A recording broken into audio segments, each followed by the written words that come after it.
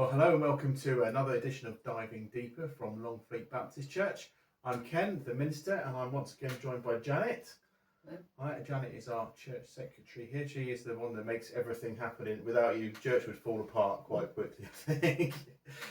Anyway, we are beginning a short series looking at some of the women in the Old Testament, just for next 3 or 4 weeks leading up to sort of Advent. And last weekend, we thought of Miriam being Moses' sister. And so we start in Exodus 1, the story of Moses' birth, and when Pharaoh ordered the Hebrew midwives to kill all the Hebrew baby boys because he was worried that the Hebrews would grow and sort of take over. And the two midwives basically refused to kill the Hebrew babies as they were born, and then lied to Pharaoh. He said, "Why aren't you killing the Hebrew baby boys?" And they said, "Well, you know, the Hebrew mothers give birth very, very quickly and we don't arrive in time." And then he ordered that all Hebrew baby boys were to be thrown into the river and drowned. And the story goes that Moses' mother gave birth to Moses, kept him secret and hidden for 3 months, and then put him in a basket and floated him down the Nile, where he was found by Pharaoh's own daughter, who was bathing in the Nile. And she realised he was a Hebrew baby and took him in to care for him. And Moses' sister, Miriam, watched this happening, went up to Pharaoh's daughter and said, "You know, would you like me to find a wet nurse for you?" And went back and got their own mother. So their own mother became Moses' wet nurse. And when he was weaned, he went into Pharaoh's own house. And became sort of the son of Pharaoh's daughter. And so the first question is, what do you make of the dishonesty from the midwives, from Pharaoh's daughter, from Moses' mother, and from his sister Miriam in the account of his birth and upbringing? There seems to be a lot of dishonesty from those women there, doesn't there? Yeah, it's a really difficult one, because as Christians you wouldn't really condone dishonesty at all. No. You know, you try to be the most honest people possible, and it's hard to kind of straighten that out, really. But I think that perhaps sometimes when God's got a plan for something, you know, he inspires people to carry that plan out. And he clearly did have a plan for Moses, which included saving his life right at his birth, and then putting him in a protected place where he was going to be looked after until he was a grown up. And I guess, although this is a study about Miriam, you see these 5 women all together, like working together to protect this one baby that God's got a plan for, really. And you know, sometimes as Christians, we've got to stick up for what we believe is right, even though it might get us into trouble by, you know, whatever we do, really.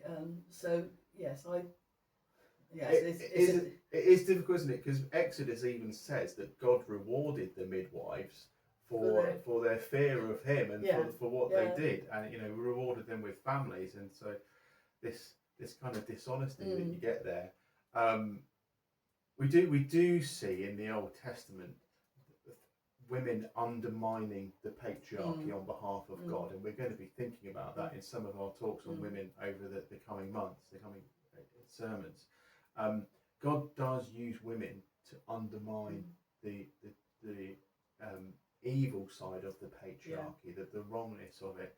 I was just, as you were talking, Jesus' birth sprung to mind, and how Herod commanded the wise men to come back to him, but they didn't. They went. There's a slight dishonesty there. If the king tells you to come back to him and you don't, you sneak off. There's a level of dishonesty in that, isn't there? So, honesty is the best policy, but sometimes there's a higher authority that guides you to do whatever you've got to do when you know that what you're being told to do is wrong. Absolutely. And all of those people that were involved in that story knew it was wrong to kill babies, first of all, and it was wrong to kill your own child or let your own child be killed. You know, that whole protect protect our own sort of children, really. Yeah, I mean, what goes through the mind of a man who tells midwives to kill babies? Why do you think these women have become midwives? Yeah. You know, It's not the natural it's not thing. that they haven't become a midwife because Mm. they want to kill babies. They become a midwife because they want to birth babies. Yes, yeah. You know? So yeah, it just messed up Pharaoh.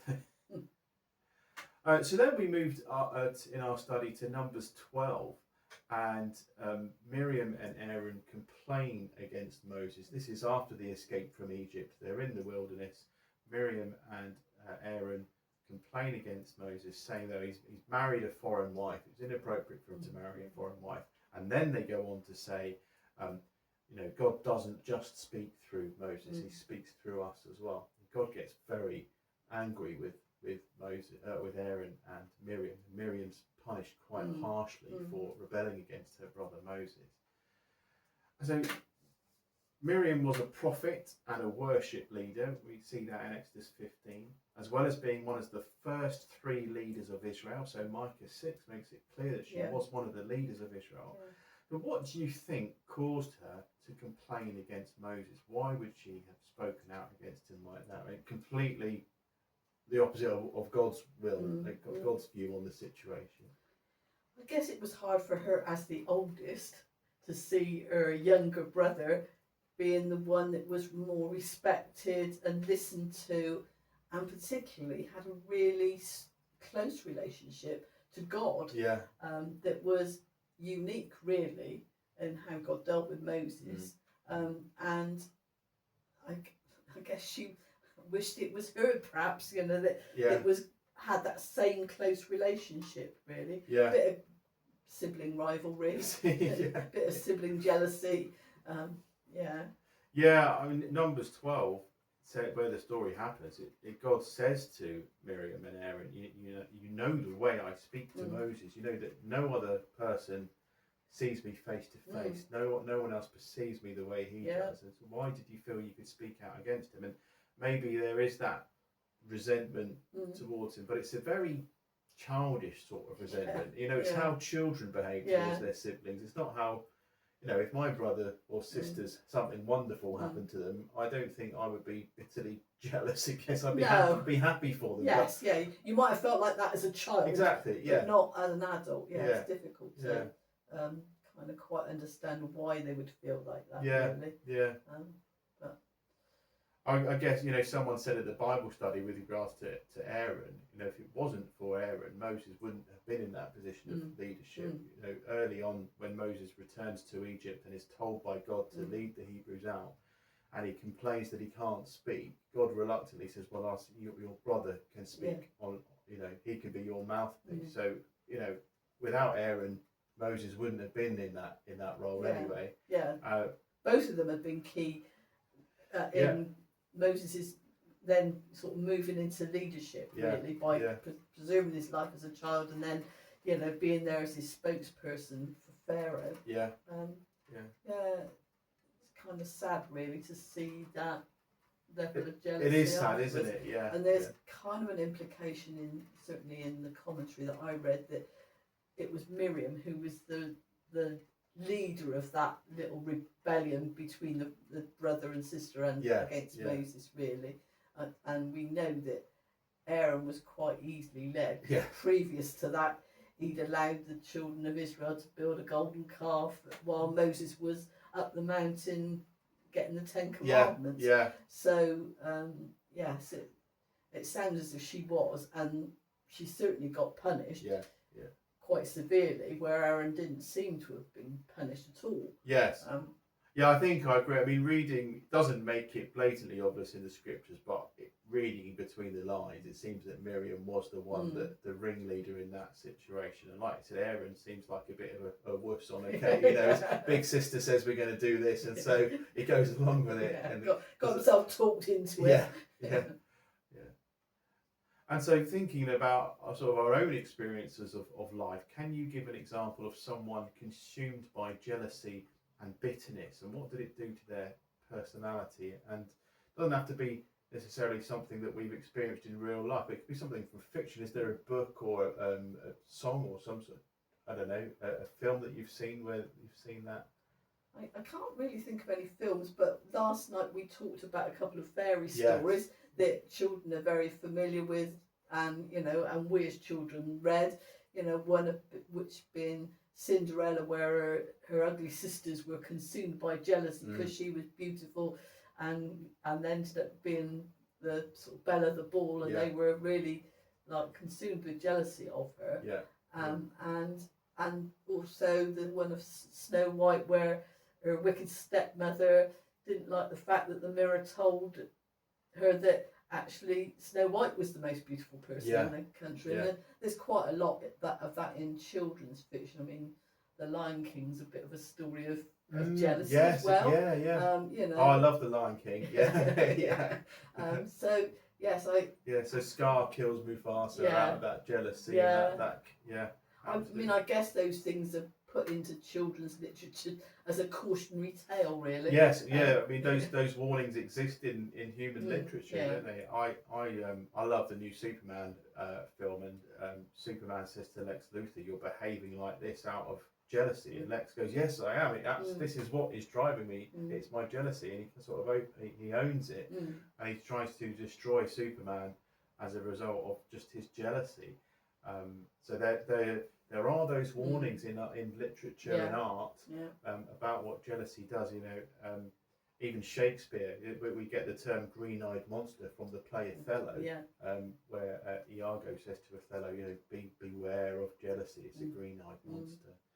I mean, I was particularly thinking of a Bible story that we're getting ready to look at with the children in church, which is of David, who had been anointed king, and King Saul, the previous king, was insanely jealous of him, so that he tried to kill him while he was playing music to him. And in the end, David had to run away and hide, and was like hiding from him for many years, really, just escape from Saul's unreasonable jealousy, really. And so when we're tempted by jealousy or covetousness, how can we make sure that it doesn't consume us? I mean, we all do get jealous. I think if we're honest, we all do see things that makes us a little bit jealous. But how do we make sure that doesn't sort of overwhelm us and consume us? I mean, I think probably I was a bit more jealous when I was younger. I've now kind of like, I can't really be bothered. It takes too much energy, really. But I said last night that I think it's never a bad thing to be grateful for the stuff that you have got, to realise that other people haven't got what you've got. Even material things, it's not a bad thing to compare yourself with people who are worse off than you. As well as looking at the people who are better off than you, who you think you're sort of envious of, and think, well, are they actually happy with what they've got? Because they don't seem to be very happy. It seems that the more people have, the more they want. And so that kind of helps me to kind of just be thankful for what I've got, to be thankful for the things that are really important.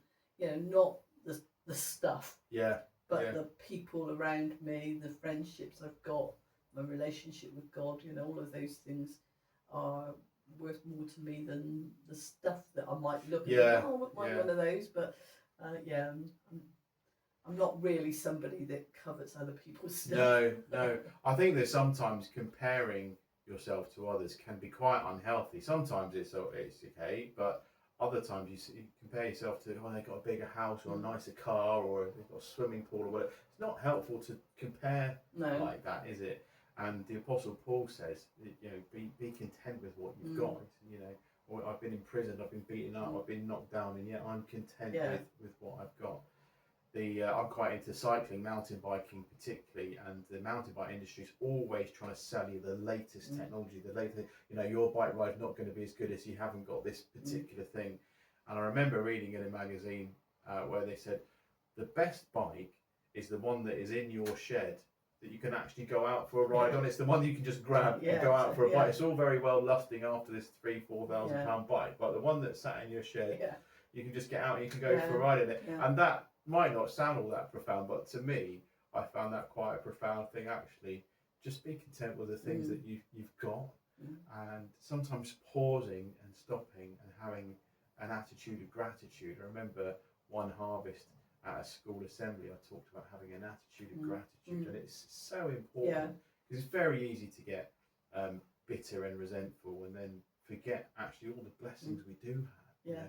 Especially in this country, we've got a home, you've got a car, you've got food on the table, you've got lovely family around you.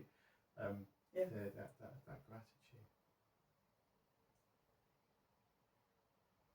So I hope you've enjoyed our sort of rapid look at Miriam. If you do want to listen to the sermon on Miriam, that's on our website. You go to Sunday services and you can find the links to all the sermons. So if you want to have a listen at sort of 15-minute talk on Miriam, please do so.